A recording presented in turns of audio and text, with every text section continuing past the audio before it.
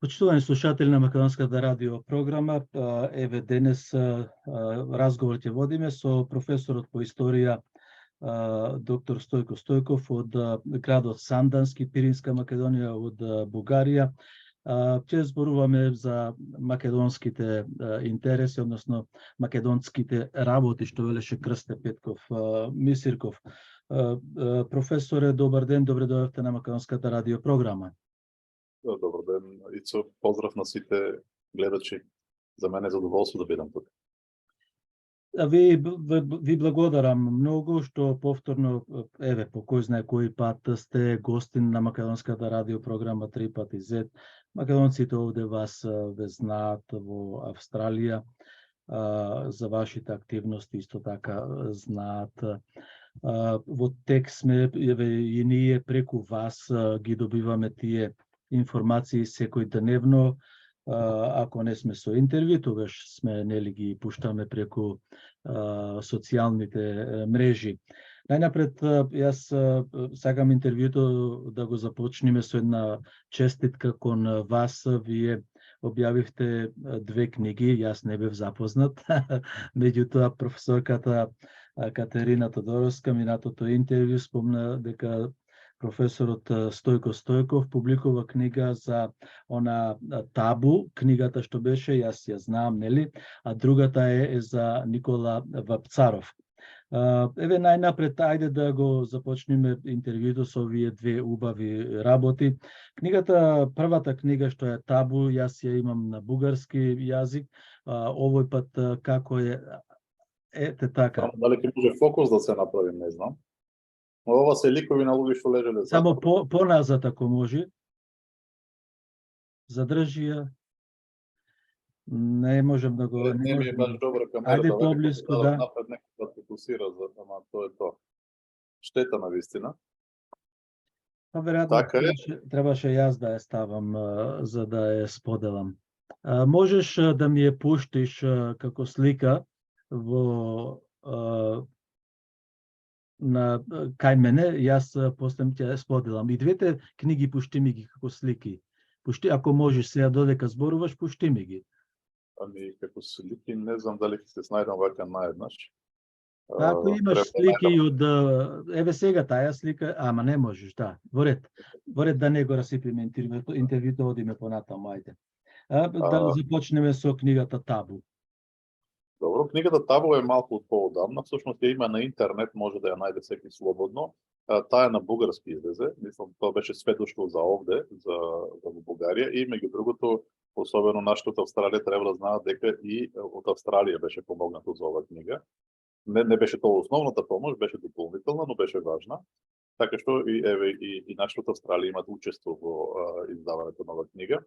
И таа се однесува на македонци што лежеле во затвори, кои што биле отпуштени од работа, кои што биле следени од бугарските служби за безбедност, кои што биле малтретирани на најразлични начини, затоа што биле македонци, затоа што не се согласувале да бидат бугари, затоа што сакале да се собират меѓу себе, да ги пеат македонските песни, да одржуваат македонската свест. Некои биле тепани само затоа што имале некоја плоча на Васка Илиева или пееле некаде македонска песна и така натаму, некои оделе дури во затвор. И ова појава на вистина на некој начин се избегнува исклучително многу. Во Бугарија се преправат како да не постои такво нешто, нели? Или дури кога ретко некој ќе напише, сака да представи како да е маргинална појава погонувањето на македонците во Бугарија, ама тоа воопшто не е така. Всушност и документите што се објавени во оваа книга, која што само знаеше многу голема и има некаде околу 550 страници, се ова формат А4, и тоа е само врвот на ајсбергот. Само уште колку има, тоа е неверојатно. И покажуваат колку многу биле прогонувани македонците во Бугарија и дури според извештаите на бугарските служби за безбедност, според нивните отчети, се гледа дека ресурсите кои што ова служба за безбедност одвојува за да се бори со малцинскиот национализам, нели, на ниво на цела Бугарија, во тоа македонците држеле прво, ретко второ место од 1865 до 1965 до 1983 година. Мислам, замислете, ние сепак не сме најголемото малцинство. Турците, ромите се многу поголеми малцинства од нас, меѓутоа тие се устануваат на заден план. македонци се главна мета на овие прогони. И за сето ово, за жал, и во Македонија нема доволно внимание, бидејќи знаете дека ние немаме во Македонија историчари кои се бават Пиринска. И јас самиот тоа не ми е работа, јас сум медиевист, работам среден век, меѓутоа еве како хоби и како љубов нели кон родниот крај тука Пиринска Македонија повремено, меѓу другото, собирам и објавувам нешто такво, нешто што би требало да се прави систематски. И сега ова книга, која што инаку на бугарски е достапна нели, но сега е убава весте дека Матица Македонска, Раде Силјан, ја спремат за издавање на македонски јазик. Така. И биде и дополнет. Да, и биде дополнете, така што мислам дека тоа е добра вест за сите кои што сака да се запознат, бидејќи знам дека тоа е ограничуване бугарскиот јазик, колку и да вела дека е сличен, тоа е пречка за нашите луѓе насекаде по светот да уживат вистински во една книга, сепак тоа е тук јазик.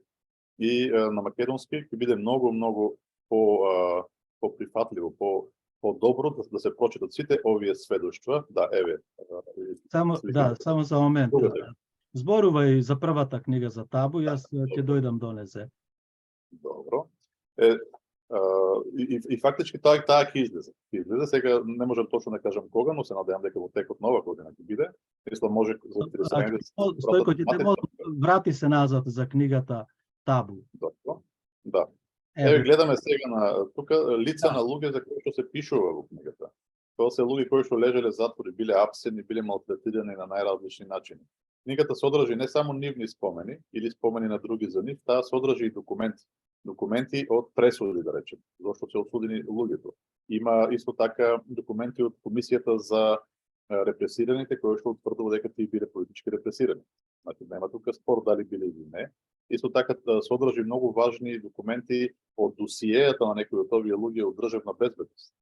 Кај што се опишува што се прави се против нив, како тие биле компрометирани, како биле манипулирани нивните блиски, нели каква тортура им се правела и тормоз, така што тоа исто е многу важно. И имаме и конкретни документи од службите за безбедност за тоа што правеле тие генерално, нели отчети по македонското прашање и други работи. Значи што е една комплексна книга, главно се сведоштва. Јас имам предговор тука, имам коментари, меѓутоа настрана од тоа се сведоштва на самите луѓе, на тие што ги знаеле и документи. Тоа содржи книгата. И тоа е еден неспорен, како да кажам, споменик на она што се правело против македонците во Бугарија и дури тука може да кажам со задоволство дека имаше коментар од Виктор Фридман за ова книга и тој ја нарече The best source concerning Bulgaria's Macedonian minority. Тоа е негово искажување и во новото издание тој цитат стои, за да знаат луѓето нели за ова. И тоа е многу накратко кажано. Мислам, ова е книга која што, особено сега во сегашни услови, кога Бугарија има таа дрскост да тврди дека наводно всушност било обратно. Знаете, дека не дека Бугарија ги малтретирала македонците да ги асимилира, да ги направи бугари, видите, обратно било. Македонците ги присилувале бугарите да станат македонци. Тоа е неверојатна дрскост. Тоа дури веќе не е од политичка природа, туку тоа однесување е од психолошка природа. Тоа е принцип Дарво, ако не знам колку има слушано нели гледачите за тоа. И тоа е метод кој што се користи кај социопати, нарцисисти, кога бидат нападнати, наместо да прифатат вина, тие обратно поминуваат во контранапад, реагират, напаѓат и ги заменуваат жртвата со агресорот. Тоа што тоа не го прават реално бугарите, наместо да се извинат и да ја сменат политиката за асимилација на македонците, за дискриминација, знаеме колку пресуди има во Страсбург по страна на нели од македонците во Бугарија и да утврдат една добра политика кон еден сосед кој што не им прави ништо Македонија, наместо тоа гледаме дека Бугарија испаѓа дека е жртва, дека Македонија е агресор, дека ние ги присилуваме нешто, ние треба да им се извинуваме и така натаму. Тврдат дека стотици илјади бугари биле убиени во Вардарска Македонија и тоа од македонските власти. Мислам, такви неверојатни лаги, толку дрски и големи што мислам тоа е од тој принцип, ако сакаш да лажеш со најголема можна лага, па поголема шанса имаш да поминеш, нели, отколку да со помала лага. Тоа е што тие го прават. Еве тука може да видите. Јас овде сакам да ве прашам, професор, тука го гледам Стојан Георгиев, кај што го бележам тука. Тука гледам и други наши активисти кои јас ги познавам. Некои веројатно се и починати. Многу од нив причини. Сега, која е причината, пак уште еднаш ќе се вратам, која е причината што овие луѓе беа судени, или да го земиме за пример само Стојан Ѓорѓиев, тој е 80 и неколку години, така? Да, 80 и неколку години. Има лежано 2 пати по 4 години затвор. Токму така, да. Да. Над буква таа може да видите Стојан Герасимов, кој што е раководител на Друштвото на репресираните македонци во Бугарија. Каде е Стојан Герасимов? Тој зборуваше Над буквата А во табо. На табо над буквата А видите. Кај што пишува табо. Горе, така? Да, токму над буквата А, тоа е Стојан Герасимов. Тој е Герасимов кој зборуваше нели пред споменикот. Да, токму така, тоа е тој. До него мислам дека е младенска слика на Ѓорги Папатанасов. Академикот. Така. Да. Така што мислам дури јас дека ги знам сите, бидејќи некои се млади. Како се викаше човекот овде и тој е од прогонетите? Петар Мицков. Петар Мицков, да. Тој почина, нели? Мислам дека почина, до него е Владо Коцелов, еден од големите активисти што го имавме и тој почина. Повеќето се починат, има само неколку мина живи. Еве горе над Стојков кај завршува тоа е татко. Примерно погоре над името. Да. Каде Стојков, ова слика тоа е татко. Кој е тој татко ти? Да, тоа е татко. Ова е овде татко. Да, тоа е тој. Твој татко е тој. Многу интересно сега. Па татко ти зошто беше суден? Па тој не стигна до судење, тој беше апсен неколку пати, еднаш помина не се знае колку време во полициска станица во Темно го држеа. Нели, еднаш јас памтам веќе мало кога дојде полиција не опружи куќата и него го исфрли надвор, нас исто за да може да истражуваат, а него го однесува во затвор, во притвор, го однесува во Благоевград.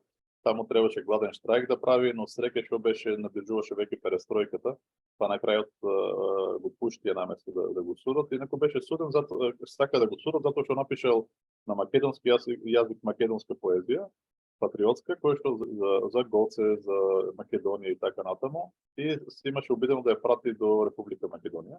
Тоа беше ужасен греф, нели? Плюс антикомунистичка поезија, и за тоа сакаа да го судат. Дури не имаше учествувано во некоја група, но доволно е да си македонец беше и тоа да не го криеш, а да го демонстрираш, за да си имаш проблеми со законот во Бугарија. И тој заедно со Петар Мицков во 1958 година имат спомени двајцата внатре, нели, документи за нив, организирале група во Велинград од македонци и затоа бил абсент татко ми исто. Има поставено таков повик во селото за Македонија македонците. Тогаш бил абсен, мислам 3 пати абсен, и има досие во кое што исто делови се објавени, нели како кодов назив Волк, им ставале такви некои. Стојан Герасимов бил смртта, така го опишувале бугарските служби за безбедност. Тој пак бил од невидливите орли на Беласица, македонска организација од овој дел.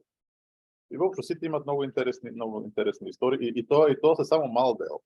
Значи, јас кога собирав тие спомени после 2000 година, поголемиот дел од тие првите што страдале 40 и 50 години повеќе беа умрли. Така што немаше како да им се земе, да стигне до тоа. Јас имав и таков случај, мислам тоа е малце како на филм. Од човек на човек стигнав до еден од кој да му земам спомени. Во едно село во планина. И кога тропнав на врата, отвори жена и кога ја кажав што е, таа ми кажа, вие може да влезете да го видите, ма тој умир. Јас влегов и седнав на еден кревет од страна, човекот не можеше веќе ниту да зборува, ниту да слуша, тој береше туч. И си станав месец за минат. Човекот не можеше да земе ништо. За жал, никој не обрати внимание да ги собере овие безброј такви сведоштва. Многу луѓе од страх ме одбија.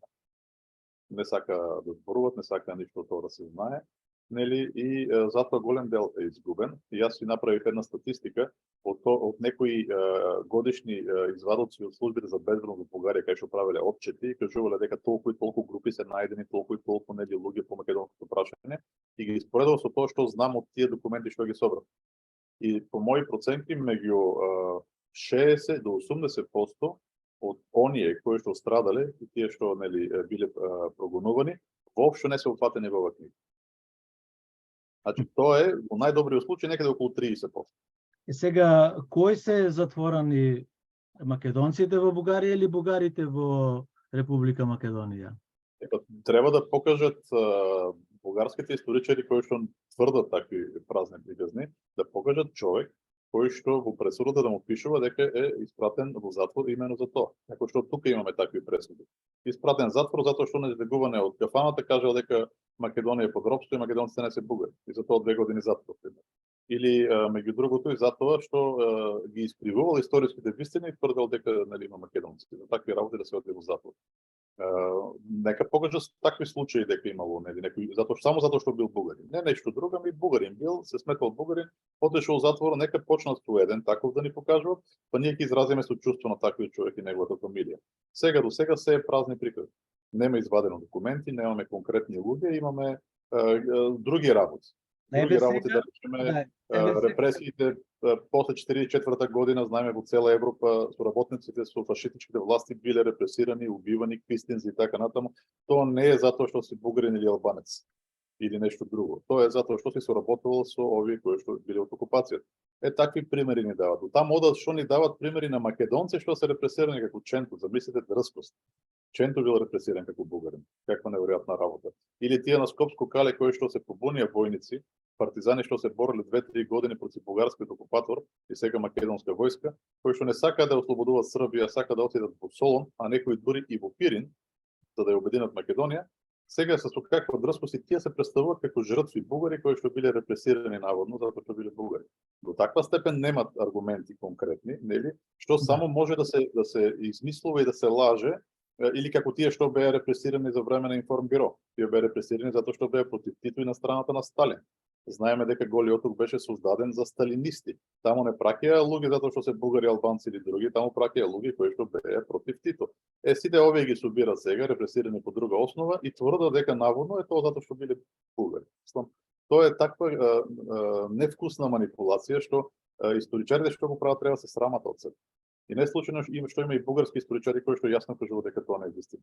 Тоа е директно лажење и тоа лажење оди до таму да кажуват 200.000 били убиени.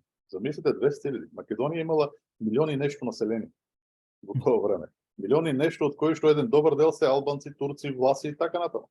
Значи, според тоа што го кажуват, или секој возрастен маж македонец бил убиен или бил пратен во логор. И тоа никој не го памти од македонците. Дедо ви бил стрелан како бугарин, ама вие не знаете, мислите дека сте македонец. Мислете каква дрскост е тоа да се сервира на македонците, на македонскиот народ. Мислам и каков говор на омраза е тоа. Тие буквално прават невозможно бугарските граѓани да имат нормален однос према Македонија. Бидејќи нив ги лажат дека тоа македонците колеле, беселе бугари, нели со сила и до денеска ги репресираат, малтретираат и така натаму. И тоа создава директна омраза. Дури најдобри луѓе во Бугарија реагираат и сакат да заштитат, нели, бугарите или вистината, а всушност работат за една таква ужасна лага. Тоа е неверојатно.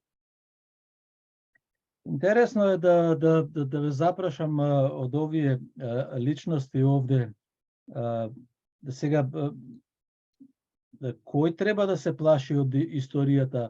Бугарите се плашат од македонската историја што е во Бугарија или пак она што е наметнуваат тие како нивна историја или нивно видување, бидејќи од ова што вие го прикажувате како професор, доктор на науки и така натаму, овие спомени се собрани од луѓе кои биле живи или на кои се уште фамилиите им се живи, нели?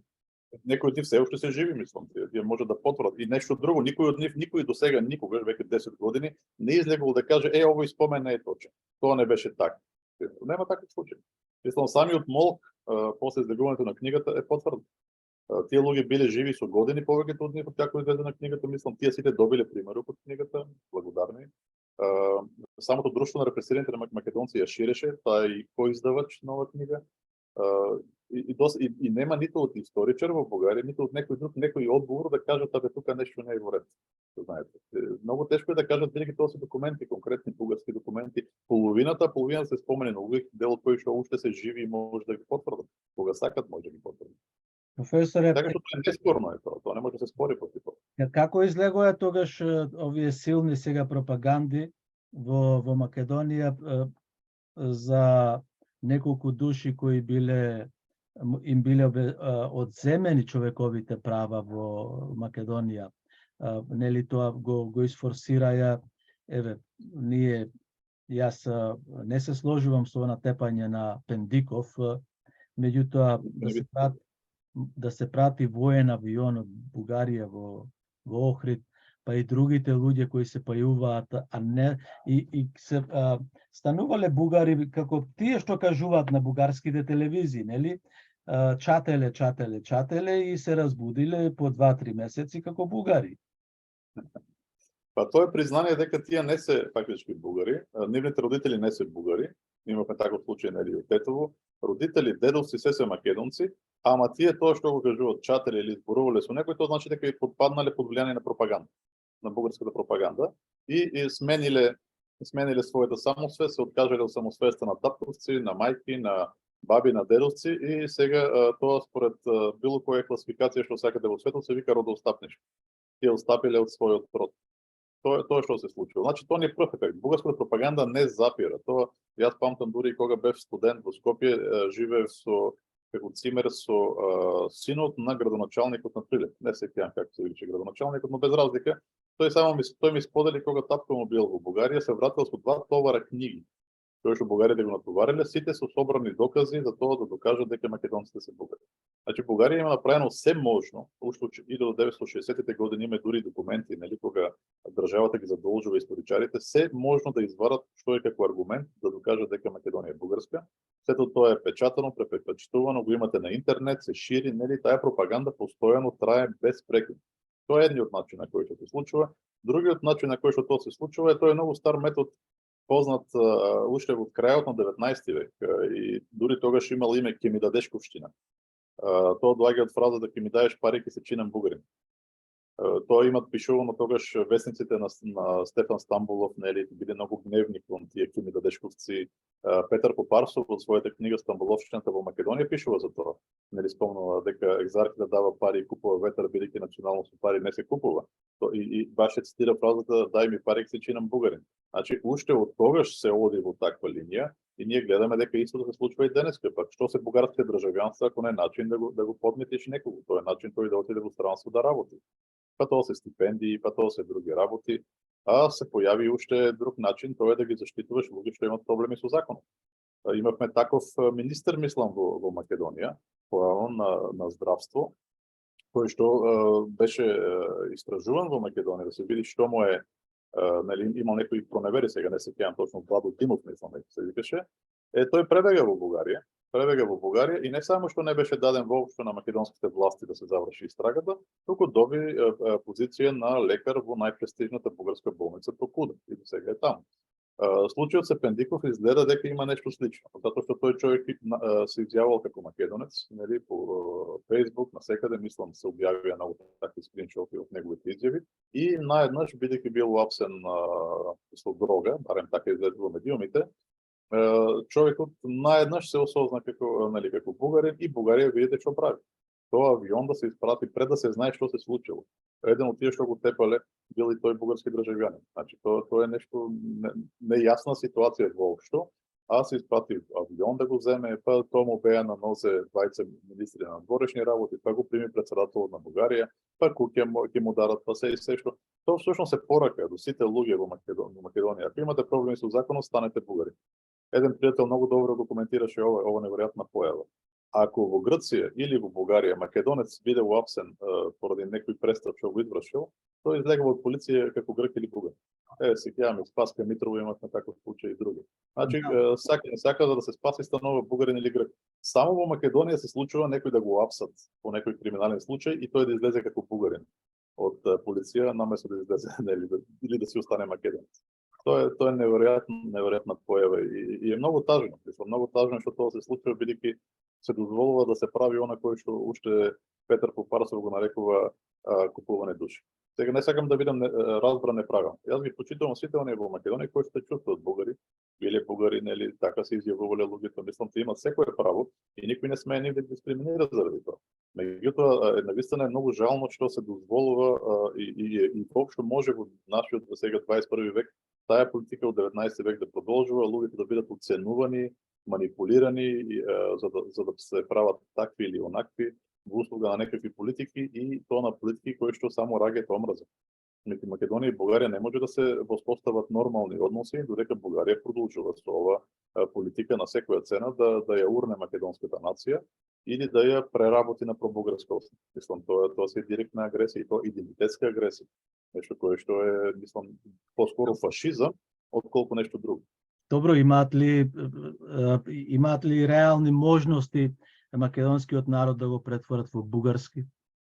Не, тие немат, ама тоа било и така и во минатото. Мислам, она што успевате да извадат некакви докази во наводници, еве да кажат има 100.000 луѓе што земале бугарско државјанство, па со тоа после да се манипулира на меѓународно ниво, па можеби со тоа ќе се обидуваат да притискат дека ако има 100.000 наводни бугари во Македонија, ќе треба да им се даде процентна застапеност во администрација, за да може да на тој начин да создарат нов начин на купување души. Човек кој што нема работа и сака да добие работа, сега ако има таква квота, ќе се пише бугарин за да добие работа. Мислам, тие на тоа играт да го направат и затоа беа толку гневни кога на пописот испаднаа само 3.000 бугари. Меѓу кои и роми испадна дека се пише, но добро живи здравец. Ме интересира, професоре, која е нивната крајна цел? Еве, например, нека има и 50.000 бугари. Што ќе направат тие? Ќе окупираат ли Македонија? Ќе делат со Албанија? Ќе делат со Али Ахмети? Со Косово? Со Грција? Што? Честно кажам, не знам дали тие самите имат некоја јасна крајна цел. Тоа едноставно, она што го создадува во 1960-те години како политика, таа е израсна и како да излезе од контрола. И сега како некоја страст во човекот кој што примерно наркоманија, кога ќе се ударите на почетокот, може би имате цел, ама кога таа ќе ве освои, вие веќе сте роб на таа страст. И во Бугарија едноставно тоа е како некој магепсон круг. Никој политичар не смее да излезе да го скине кругот, бидејќи него ќе го скинат. И сега сите продолжуваат упорно во еден правец кој што не може да даде ништо освен непријателство меѓу Македонија и Бугарија, правец кој што само проблеми ќе создаде на Бугарија, ќе урне нејзиниот углед на меѓународно поле и воопшто ќе создаде проблеми на Балканот без ништо да донесе освен само проблеми, трошоци, проблеми и омраз. Еве дури да предпоставиме комисиите за историја и политичарите да направат таков скандал, да ја продадат македонската историја. Повторно ќе ве прашам, која би била придобивката на Бугарија? Па единствено е сатисфакција лична дека биле во право. Мислам, тоа големиот психолошки проблем со кој што се судира во Бугарија генерално, и оние македонци кои што се потомци на македонци поскоро во Бугарија што се мислат за бугари, нели така се самоопределуваат, на некој начин како да имат проблем со тоа што постои македонска нација и македонско малцинство во Бугарија, се како на некој начин тоа да го постава прашањето дека тие извршиле нешто неправилно, дека тие не се бугари, не знам точно што е проблемот, ама очигледно има некој таков проблем и затоа на секоја цена треба да не натерат нас, ние да се согласиме дека нивната лага за историјата е вистина, дека сите македонци секој пат биле бугари, се македонско и бугарско и дека ние сме виновните, ние сме агресорите, ние сме ги мачеле, тие се прави во се и сега слободно може да продолжи да се живеат, нели, животот со го. Вие сте професор по историја. Ние Македонија ако ги мачела во Република Македонија, зошто молчат за 51% од македонците кои живеат во Грција? Епа молчат бидејќи Грција е силна и нема да им дозволи такво однесување. Мислам, никоја земја не би дозволила такво неверојатно дрско и гнасно однесување како тоа што Бугарија го има спрема Македонија. Затоа не смеат тоа ниту на Турција да го направат, нели? А тврдат дека таму има геноцид, потерување на бугари, меѓу другото таму навистина има потерани многу луѓе и имоти и се што, ама таму си молчат, збор не смеат да кажат. Грција, ако секој кој што појде во Кавала, може да се качи кон стариот град по таа главната улица, таму има една убава плоча спомен на 3 јазика го напишале грци. Значи не само на грчки, но и на англиски и на бугарски. Да нема начин да не се види тоа. И таму директно е посочено дека тоа е бугарскиот полициски участок, како тоа ќе го види участок, во кој што стотици и илјадници, не се сеќавам точната бројка, грчки патриоти биле инквизирани и екзекутирани од бугарскиот фашистички окупатор. Сега тоа очигледно не смеат збор да кажат за тоа. Не смеат збор да кажат кога се прават панихиди од митрополитите во Егејска Македонија и грчки, нели, за геноцидот извршен врз од бугарскиот окупатор врз нели грците. Не смеа да кажат ништо за тоа што пишува во историските учебници во Грција или во историските книги за бугарската историја, особено за Егејска Македонија, која демек наводно нели била бугарска или грчка, за тоа си молчат. Ама не сакат да појдат во кукуш. да пратат делегација таму да получи цвеќиња кај што се родил Гоце Делчев. Не смеат во Баница да испратат таква официјална делегација па да прават скандал. Меѓутоа на Македонија може, зашто прво е мала, второ сега сака нели Европа и за жал има власти кои што се во последно време се исклучително слаби со мека половина и сакат секаков можен компромис да направат само и само белки да постигнат тоа што сакат, не сваќајќи дека нивното однесување е најпогрешното, најможно погрешното ако сакат да постигнат нешто. Мислам дека најмисло се вика були такви луѓе, нели, кои што така прават. Такви луѓе ќе прават уште повеќе ако ви им попуштите. Добро, ајде да се префрлиме на другата книга. Добро. Еве ќе ја извадам сега јас за Вапцаров и тука ќе ги опфатиме и клубовите, нели? Добро. Ова книга е сосема нова. Мислам, ја направив минатата година кон крајот. Таа е слична на претходната. Поново идејата не ми беше јас да зборувам толку многу, имам еден вовет и некои коментари. Меѓутоа, основата тука што содржи се стихотворби на Никола Вапцаров поврзани со Македонија, негови прозни дела поврзани со Македонија, спомени на луѓе што го знаеле за него како македонец.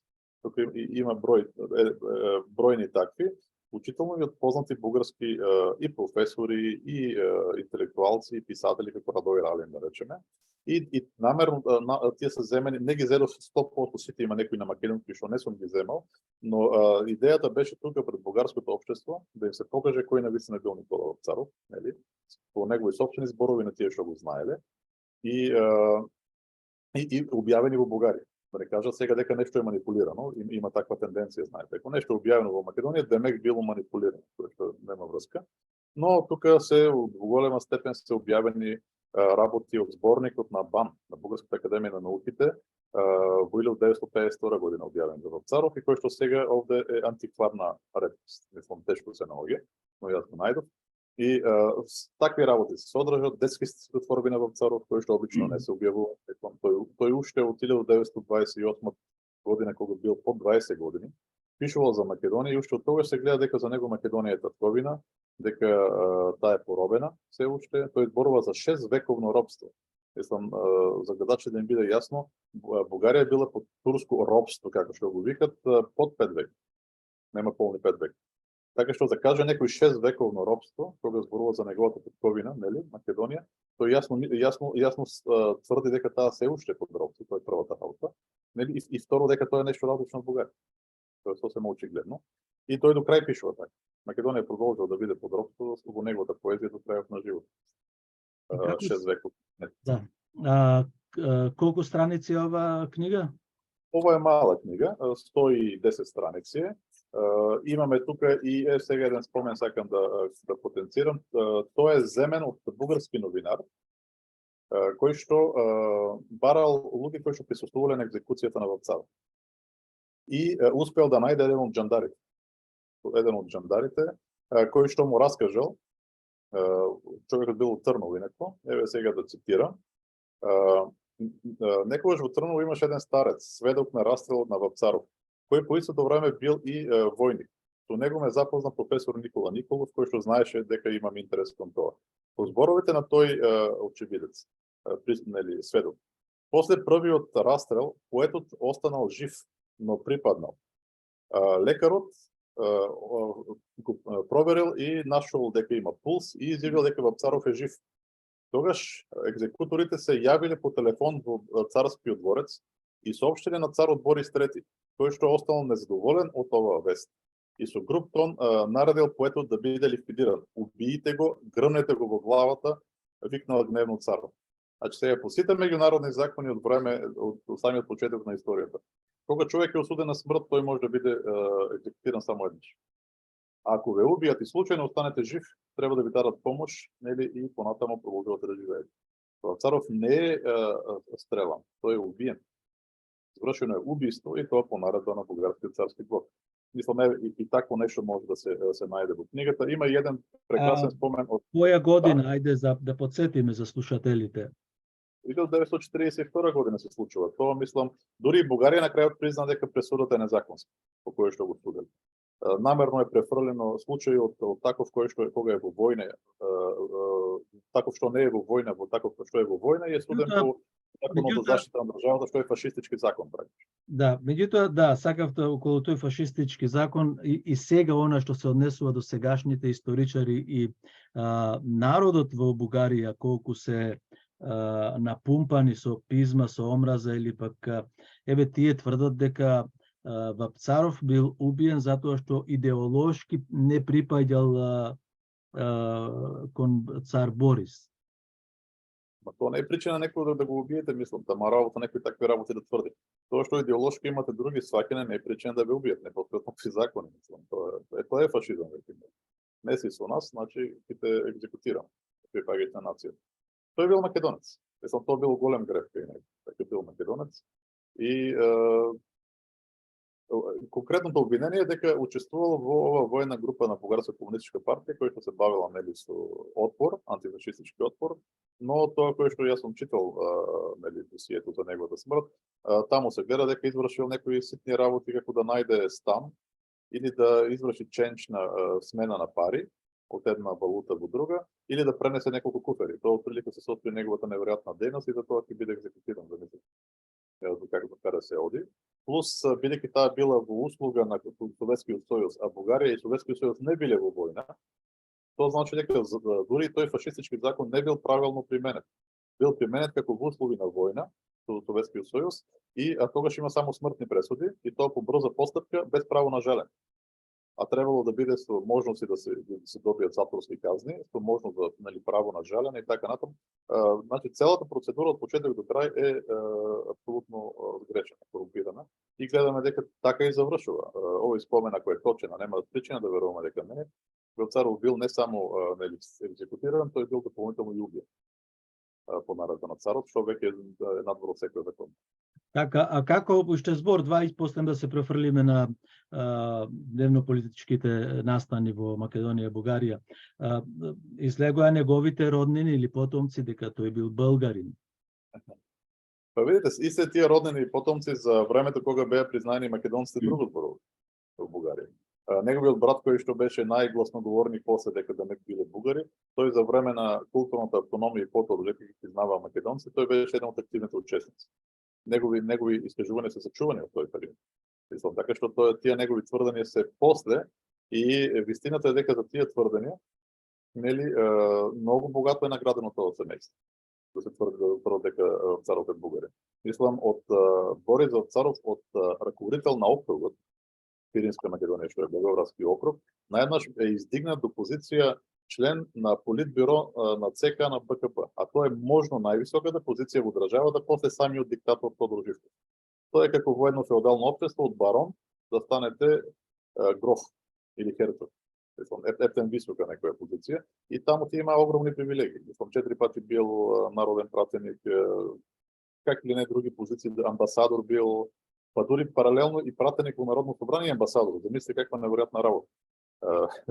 Апсолутно невозможно, меѓутоа се испаднало дека е можно. Па се добиени огромни имоти во престижни квартови во Софија и така натаму. Мислам, целиот род е многу награден и имаме основна причина да мислиме дека единствената причина така да биде награден тој род е затоа што тврда дека Вапцаров е бугарин. Меѓутоа тоа се нивна работа дали се бугари, да се живи и здрави.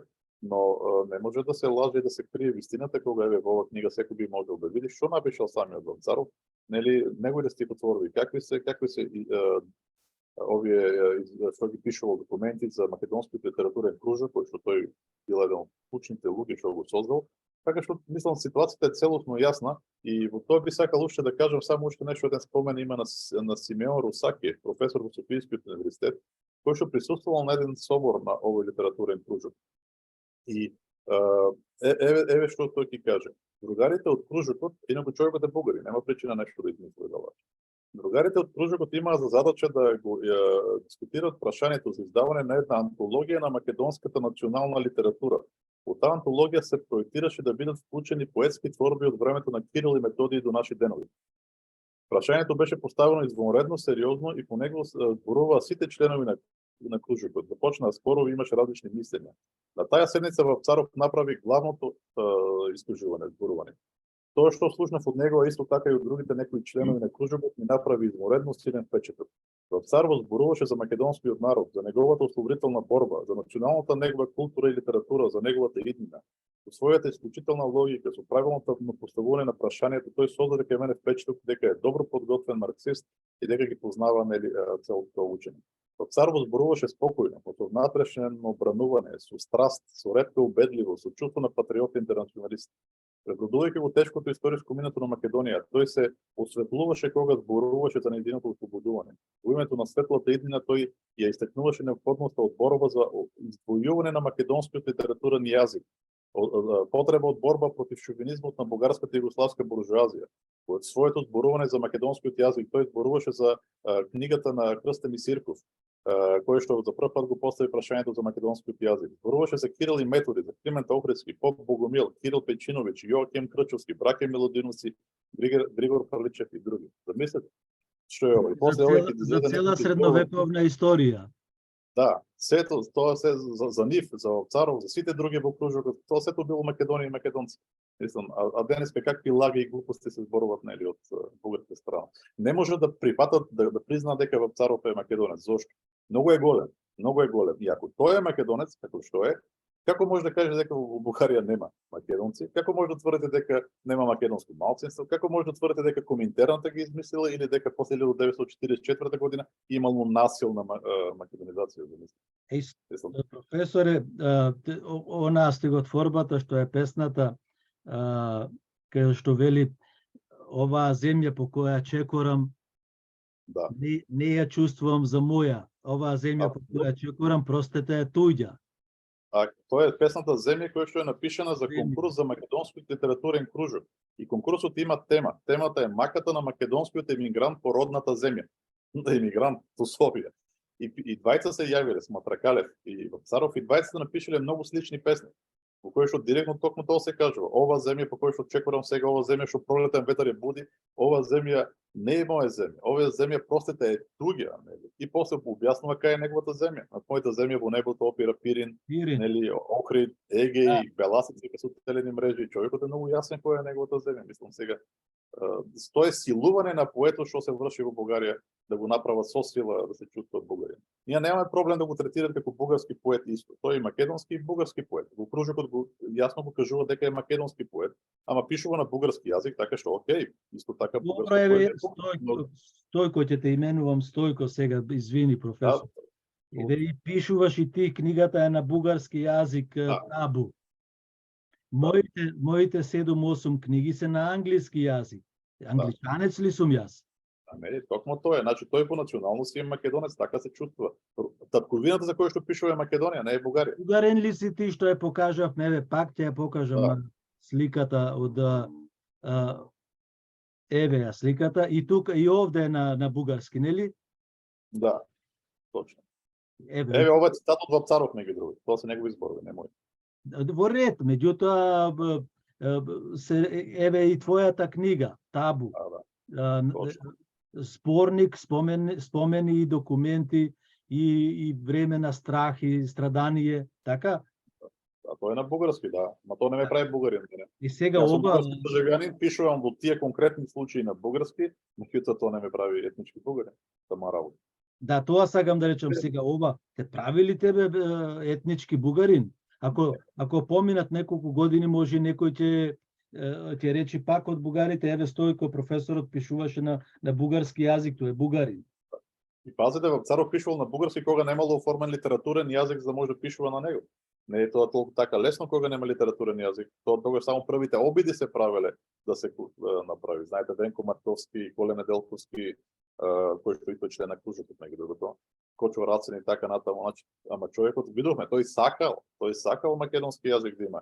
И уште нешто да не заборавам да кажам, мислам, тоа обично се испушува од предвид, бидејќи една позната негова стихотворба на Вапцаров, кој што се смета за недовршена, нели? Ќе бидам стар, ќе бидам многу стар, така започнува.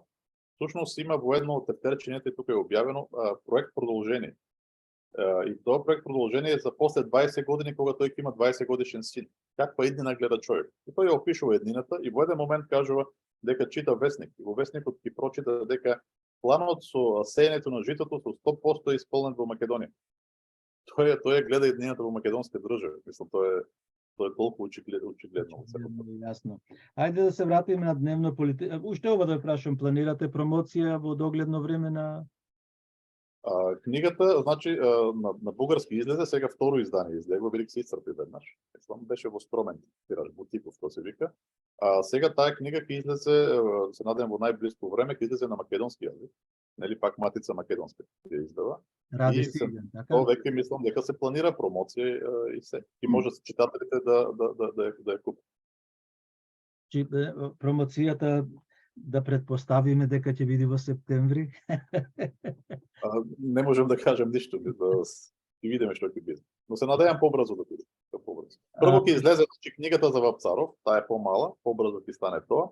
А Табук бидејќи е пообемна и плюс ќе се дополнат некои работи, плюс да е побогата, таа ќе се забави малце, ама се надевам дека сето тоа ќе стане таа година.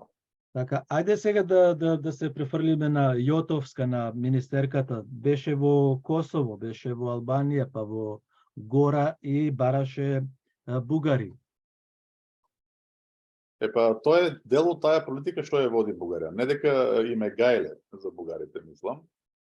Туку сакат да создадат впечаток или да си создадат бугари околу Македонија. Само им е страв во Грција да појдат, бидејќи таму ќе имат проблеми со грците, сериозни. Но затоа пак сите најсиромашки други делови, Косово, Албанија, ги шетат со надеж именно да создадат такви малцинства и да создадат впечаток дека видите, Македонија окружена со бугарски малцинства, очигледно е дека тие се вештачки и се создадени врз бугарска етничка основа. Мислам, идеолошка е мотивацијата и тоа е многу тажно, бидејќи има многу малцинства бугарски по светот, ама Бугарија многу не е гајле за тие малцинства, не се грижи за нив, затоа што не се битни. Што ако се бугари, тоа се нивен проблем што се вика. Ама да виш македонци да се направат бугари и да се создадат малцинства зад Македонија, тоа е идеолошка потреба и тука државата очигледно не ги штеди своите напори, ресурси и така натаму. Мислам уште од кога, јас уште од 90-те години памтам кога се праќа цели шлепери со помош во пустеци на други места, само и само да ги придобијат овие луѓе, да ги направат бугари, тогаш им ги враќа некои од нашите, нели. Видовме како направија Албанија да прифати дека има бугарско малцинство, тоа беше уцена за да може да започне таа европски преговорите за Европа. Гледаме како раздаваат државјанства. Да, македонците од Гора им вратија од политичката партија наша, како се вика партијата, заборавив, наша, не можам да се сетам, се извинувам за слушателите и нашите Facebook пријатели. Да, им одговорија дека во Гора нема бугари и никогаш немало, можеби некој е продаден за пари. На 15 март ќе има избори во Албанија. Силно е сега лобито и засилено е бугарското лоби во Преспа, во Голо Брдо и Гора. Да, дури слушнав дека ќе отворат клуб, си нашеле некој на кој што да му дадат пари, да изнајми некое место под кирија и демек да стави бугарско знаме и да каже еви тука имаме клуб, нели. Сега тоа е новиот тренд да отварат клубови насекаде. Ќе најдат некој, било во некој случај можеби е човек што се чувствувал секој пат бугарин, ама доста се од тие новоосознаци, нели, бугари по некоја причина и да отворат клубови насекаде за да покажат дека еве имаме бугари насекаде. Но уште полошата варијанта е што особено во Македонија се стремат да прават провокации, одбират имиња кои што знаат дека ќе создадат проблем.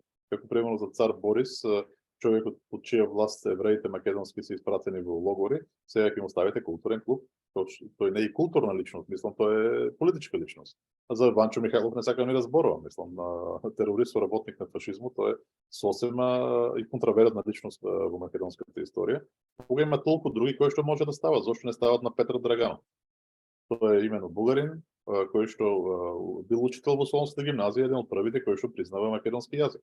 Еве одлична личност за да биде прославувана и да биде мост за пријателство меѓу двата народи. Има и многу други кои што би можеле да ги постават такви, а пак на крајот може да постават и некои од македонските личности кои што тие сметат дека се бугарски, дури и за тоа нема да има проблем. Ама сега се барат личности кои што ќе отворат проблем, за да може македонците да реагират. И кога тие реагират, најпосле Бугарија да има некој доказ за репресија, бидејќи вие видовте што се случи, нели? Тие многу инсистира во комитетот на министрите да се утврди репресии против бугарите во Македонија. И ама тоа што проверките што беа направени од Советот на Европа беа многу јасни.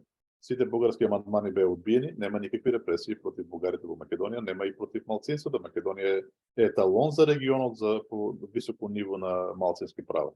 Така што не им поминува тоа и сега затоа се оди до такви ексцесии. Кога се случи тепането на Пендиков, уште пред да се разбере што се случило, не се даде шанса на македонската полиција да провери што се случило, веќе сите бугарски медиуми, нели, власти знаеа дека тоа се репресии против бугарите во Македонија и така ги третираат и до сега без разлика на се што излегува, дека тој бил македонец порано, дека еден од тие што го тепале бил бугарски државјани, значи тоа како ништо да не им значи.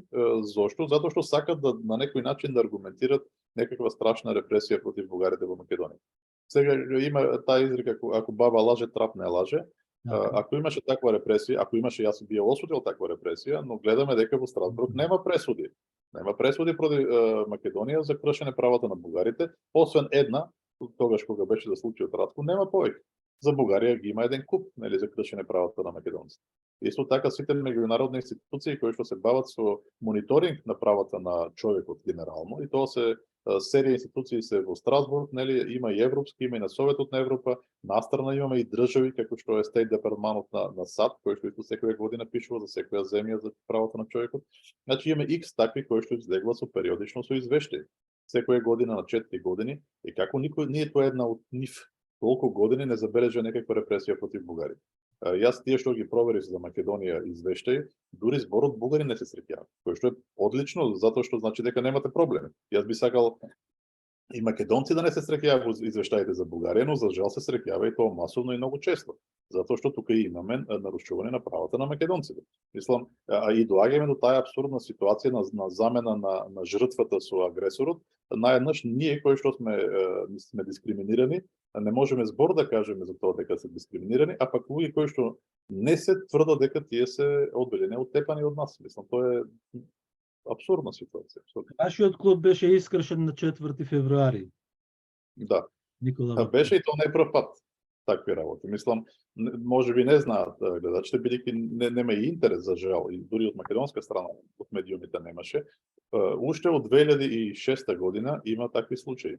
Имаше два пати таков случај против клубот на Омо Илиден Пирин, што беше во Гоце Делчев.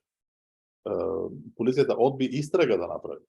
Не па нешто друго. Дури кога ние им го најдовме човекот, тие пак одбија да направат бил каква процедура. Гледате каква голема разлика е тоа со случајот со Македонија и Бугарија. Кога се случија напади врз бугарски клубови, тоа прво го пишува медиумите во Македонија. Во Бугарија медиумите не пишува ништо до последниот случај за такви случаи со македонските клубови. Македонските политичари осудија такви напади, бугарските никогаш нема осудено такви напади. Дури за последниот никој го нема осудено од бугарска страна. Македонските власти имат преземено мерки, апсене на луѓе, истраги и така натаму, има и казни против еден, колку што знам. Бугарските власти до сега само за последниот случај направија некоја истрага, но казни нема. И плюс последниот случај кој што беше нападот, нели, на културниот клуб во Благоевград, го третираат како да е некоја хулиганска појава. Тоест некои луѓе случајно се напили нешто нападнале, а не акт на омраза. Тоест осема, нели, друга точка во законот, кој што и така би требало да се третира тоа. Клубот е нападнат затоа што е македонски, а не затоа што овие луѓе се напиле или нешто направиле.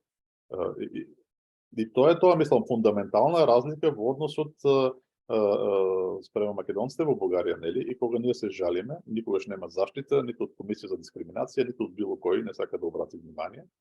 А во Македонија барем нешто се прави, така што дури и да има некој престап, има органи во Македонија кои што нешто ќе направат по тоа прашање. Во Бугарија не. А како Европа не реагира на овие најосновни човекови права кои се прекршени кон македонците во Бугарија? Зошто Европа воопшто не реагира, Европската унија, односно, а друга страна тие го инфилтрираат Ванчо Михајлов или цар Борис III или татко му негов Фердинанд I за да бидат културни клубови? Европа има еден фундаментален структурен проблем. Таа се уште не е завршена како држава. Тоа поспоро е собор на водачи на племени. И тука има два критериуми. Едниот е ако сте надвор, другиот е ако сте внатре. Значи, во процесот на евроинтеграција може секакви услови да ви постават. Но, откако влезете внатре, практично Европа нема скоро никакви ингеренции во таа област конкретно за правата на човекот, за малцинствата конкретно, нема никакви ингеренции во земјите членки. Така немаат одговорено од Европа, ние повеќе пати сме се обраќале за тие случаи и тоа е оставено самите земји да го решават. Без разлика што тука се кршат европски конвенции, нели се и се што, но демек е оставено самите земји тоа да го решават и реално Европа нема власт директна над нив, нешто да им направи. Вие немате врховен суд во Европа за човекови права, кај што ако бугарските судови нешто ви нарушат, вие да може да појдете таму. Имате суд за човекови права во Страсбург, кој што е надвор од Европскиот сојуз. Всушност, тоа не е структура на Европскиот сојуз, тоа е на Советот на Европа, на сите земји во Европскиот континент. Но неговите пресуди немат таква директна сила и мок каква што би имало ако имаше Европски суд врховен, кој што да може да им се наметне, но такво нешто нема во Европа. Таа се уште не е завршена како држава. И Бугарија и Грција, не само Бугарија, тоа го користат за да може да ги дискриминират македонците и чигајле да не име. А кога пак ќе бидат осудени од судот во Страсбург, таму има пресудите се финансиски смешни, зборуваме за 5-10.000 евра казна примерно, за мислите. Казна, да. Бугарија плати 5.000 евра казна, да. За омо или непирни што ни забрани партија која што имаше избрани луѓе во локалните власти, таа плати 4.000 евра. Да. Значи цела партија е уништена, не е вратена регистрацијата, не може да учествува во избори со години, и казано за Бугарија 4.000 евра. И затоа Бугарија си дозволува и продолжува упорно да ги игнорира овие пресуди, плаќа некоја сума и после тврди, ама ние платите, што повеќе сакате сега. Нека тие пробат пак. Има организации кои што по 20 пати пробале со секакви адвокати и секој пат ги одбиват и пак државата кажува, не, пробајте пак. Професоре, интересно е што во Македонија медиумите и политичарите и историчарите на комисијата што ја предводи Драги Георгиев велат дека уставот на Бугарија е таков и не се менува. И каков е уставот на Македонија? Женски чорапи што може да се Зошто бугарскиот не може да се смени и да се напишат македонците дека се етничка, дека се малцинство во Бугарија? Што е тоа толку тешко? Тоа е една од опорните точки пропагандни на Бугарија. Штета е што има во Македонија луѓе кои што се фаќаат на овие ефтини манипулации. Прво, дека може да се смени уставот, може. Дури во Бугарија има многу дебати за промени во уставот, може. Не е тоа дека не може. Второ, дури и да бидејќи принципно уставот е направен без да се спомнуваат малцинства, дури и да не се става таму малцинствата, нека да не се става, да речеме, тоа на никој начин не смета да се почитуваат правата на малцинствата. Со некој понисок закон, примерно, се поведе. Како, да речеме, турското малцинство има право на изучување на мајчин јазик или добива на телевизија време, како ромското малцинство добива, зошто не може македонско? Значи нема апсолутно никаква законска и принципна причина тоа да не може да стане, освен злата воля на бугарските власти, кои што не сакаат тоа да го допуштат.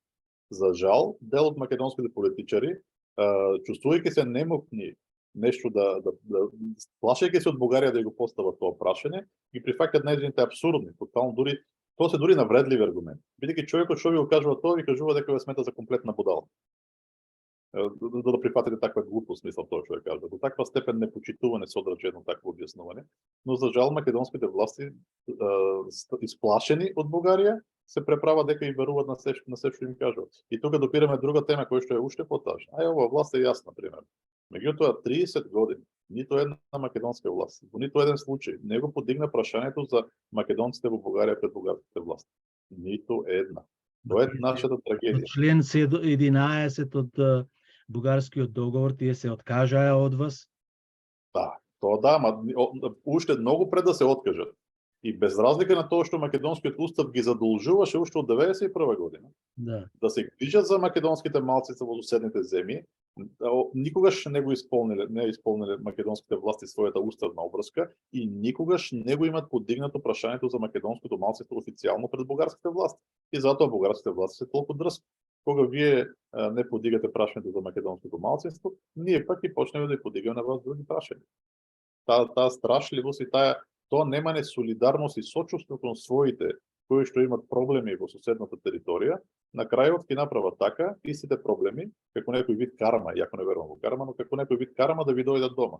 Сега македонците во Македонија ги се соочуваат со слични проблеми со кои што ние живееме веќе со генерации. Добро, на крајот да ќе го завршиме нашето интервју со две прашања. Едното е од она што разбрав, меѓутоа не можам да го потврдам дека е вистина, од нашите колеги таму што се во Институтот за национална историја, и дека има активности, има иницијатива, движење помеѓу историчарите, дека историјата нема да биде македонска историја, туку ќе биде историја на Северна Македонија. И втората работа е црквата, што еве видовме дека црквата веќе не ословуваат со Македонска православна црква, туку црква на Северна Македонија. Тоа што значи за вас према вас? По првото прашање имаше глас, мислам, во понеделник минатата недела, дека има таков предлог од Институт за национална историја пред таа комисија која што ги одредува научните области, нели? Но никој не прифати одговорност, сите негира дека имало таков. Нема движење меѓу историчарите кои што сакаат тоа така да биде. Мислам, дури никој не смее, дури да има таков не смее јавно да се признае, така што нема такво движење, мислам дека тоа ќе биде негирано од сите историчари. Имаше некој друг чуден обид, мислам дури дека ова Северна Македонија што беше пуштено, тоа беше поскоро за отклонување на вниманието. Суштинскиот обид според мене кој што беше направен беше следното: во понеделник добивме итна вест дека потхитно треба сите да се собереме, да ги подискутираме последните предлози на комисијата, затоа што следниот ден, значи нема и 24 часа, ќе се донесе последна одлука. Сега знаете, тоа е многу на препад. Прво, после наеднаш тоа кој што се работеше со месеци, ние сега разбравме во последен момент дека нема веќе да се бират во две области, три области историчарите и другите, а само во една. И сега тоа има неверојатни последици за се што се случува, затоа што видите, да речеме, ние во медиевистите, средновековците сме 7-8 души. А има 4 области по принцип. И сега ако се разделиме така, ние сме по историја, така. Да, средновековна историја. Ние сме по еден двајца во област, што значи дека ниту комисии може да направиме за избиране во звание, ниту ќе можеме да ги држиме сите предавања на факултетите, ниту многу работи се блокира. И фактички на еден индиректен начин тоа инсистирање по секоја цена да е една област, кој што нема никаква смисла тоа инсистирање, ама се инсистираше по секоја цена, тоа ќе доведе до тоа до кој што ние самите да се откажеме од повеќето области, како што се случи со колегите од антиката. Колегите од антиката кои што се уште помалци од нас, кои што сме за среден век, тие колку тројца души или четворица, тие беа приморни да се соберат само во една област Старовек. Тоа автоматски отпадна, нели, античка Македонија се и се што, затоа што тие немаат никаков избор. Ако не може да растат во званија, не може да се одржуваат предавањата, и видите, тоа ми изгледа, не знам дали е така, ама за жал така изгледа, а не треба така да изгледа, дека некој се обиде да не присили нас историчарите да ги симнеме сите области на Стар век, Среден век, Нов век, а Македонија ќе се појави некаде после османлискиот период како посебна област, кај што има повеќе историчари примерно. И така на еден тивук начин можеше да се создаде да се избегне конфликтот со Грција, со Бугарија, да е бит добро, ние немаме за Македонија во постари периоди. Плюс се појави чудниот предлог, посебно имате национална историја област, посебно имате историја на Македонија. Каква е разликата меѓу двете? Ова на Македонија регионална историја, што е ова, нели? И сега за среќа, барем за сега, ова беше стопирано. Зошто? Затоа што на последната јавна дискусија која што беше вчера во Скопје, се дигна еден куп професори и каже што правите? Тоа не може вака да биде, вие ќе блокирате целата наука во Македонија со еден таков безумен потек што го правите. Така што сега како да има некакво одложување, не сум сигурен. Мислам дека тоа толку лесно нема да помине и мислам дека навистина треба да има некоја осетливост и од властите, не може да се прават такви чекори во таков период, бидејќи тоа македонската јавност е разбирливо осетлива на тие прашања. И ќе има многу силна реакција, не сме да се чепка во такви работи, да не зборуваме какви последици ќе има за науката и за сите нас, ќе не блокираат сите во предавање во се и се.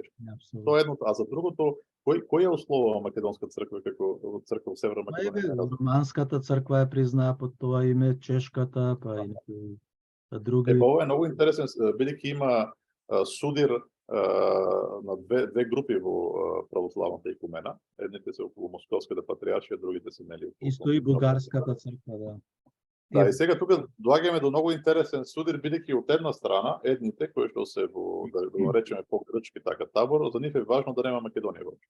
Така што тие на Охридска архипскопија Додека пак за да направат контра на првите, наеднаш виде Српска црква како се огласи, кој што не сакаше воопшто да има посебна македонска, сега наеднаш и таа се втрча, таа пак даде нели македонска православна црква, како што си е, кој што е контраудар, нели против тоа што го направи Вселенскиот патриарх, а па други цркви почна пак тие средна позиција како романските да држат, условувајќи со името на државата. И сега кога ние го сменивме, ние, мислам, не ние двајцата знаеме кои се тие ние, нели?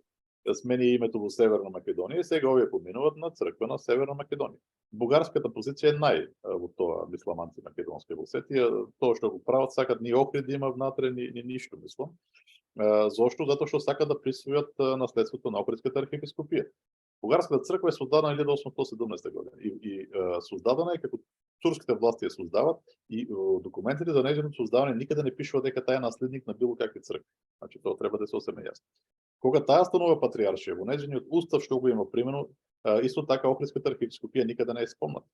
Таа беше присилно и неприродно вклучена во 2008 и 2007 година на Црковно народен собир, откако Бугарија влезе во Европа и веќе Македонија не можеше да создаде проблеми нели во евроинтеграцијата и сега наеднаш ставија и Охридската архиепископија како свое наследство и сега создават проблеми на Македонија.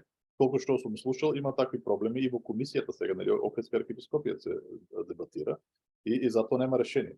Мислам, слава Богу, комисијата не прави попусти, лесно може да се заклучи ако гледате гневните реакции на